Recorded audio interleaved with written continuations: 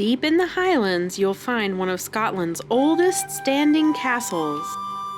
Steeped in legend with a long, violent history, it should come as no surprise that the castle has some otherworldly residents. Today we tell the tale of mythical Scottish creatures and a wedding ruined by murder.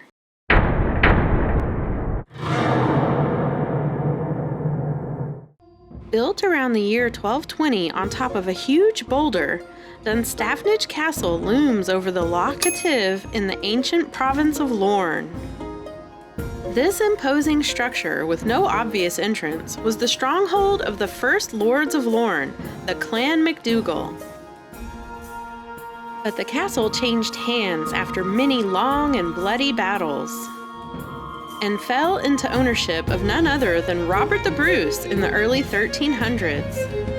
And some legends even say that Scotland's Stone of Destiny, used for centuries at inaugurations of their monarchy, was once held here. Eventually, in the late 1400s, it was handed to Clan Campbell and passed on to the Stuart family. And during the Jacobite Revolution in the 1700s, the castle briefly held a notorious prisoner on her way to the Tower of London, Flora MacDonald, who was guilty of helping the Bonnie Prince Charlie escape Scotland. The Captain of Dunstaffnage, a title that has been passed down the family line for the past 500 years, has resided in the Tower House and still does to this day, but only a few days a year. The castle is said to be possessed by a mischievous brownie, or gruagach in Scottish Gaelic, called the Maid of Dunstaffnage. She has a reputation for being extraordinarily heavy-footed and stomps around on the wooden planks. According to Scottish folklore, the gruagach is a hobgoblin or a house spirit that does farm work and chores at night while the owners of the house sleep. In return, the homeowners must leave an offering of a bowl of milk or cream for the brownie, or she might get offended. These mythical creatures are generally harmless and seldom seen, other than passing shadows out of the corners of your eyes. She's also been called the Lady in Green, seen during perilous times pacing along the castle wall.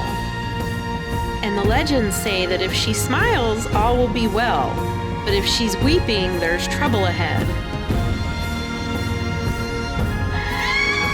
This heavy-footed maid isn't the only specter that lurks around the castle. Dunstaffnage Chapel, also dating back to the 13th century, can be found in the eerie surrounding woods on the castle grounds and holds quite a tragic love story. In the year 1462, a joyous wedding was to take place in this once sweet little chapel. The third Lord of Lorn, Sir John Stuart, was set to finally marry his mistress, which would seal the rights of their son Dugald. But a jealous and greedy relative, Alan MacCool, had other plans for the family.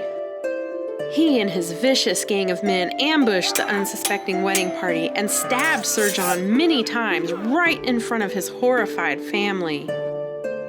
With his last dying breath, Sir John completed his wedding vows, but that didn't stop MacCool and his band of murderers. They ransacked the wedding feast and seized the castle. Some years later, Sir John's son finally managed to put things right by taking down the man that killed his father and reclaimed his birthright.